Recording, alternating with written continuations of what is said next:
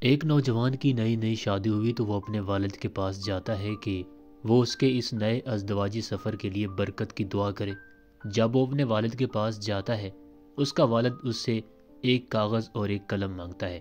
لڑکا کہتا ہے، کیوں ابا جان؟ اس وقت تو میرے پاس قلم اور کاغذ نہیں۔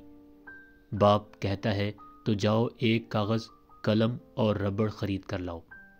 لڑکا شدید حیرانگی کے ساتھ جاتا ہے اور مطلوبہ چیزیں لے کر آ جاتا ہے اور اپنے باپ کے پاس بیٹھ جاتا ہے۔ باپ، لکھو۔ کیا لکھوں؟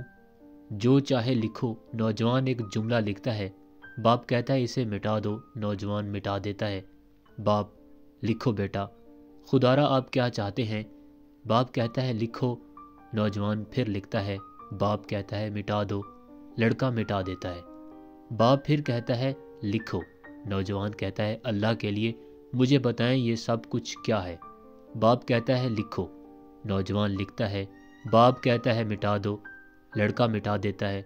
پھر باپ اس کی طرف دیکھتا ہے اور اسے تھپکی دیتے ہوئے کہتا ہے، بیٹا، شادی کے بعد ریزر کی ضرورت ہوتی ہے۔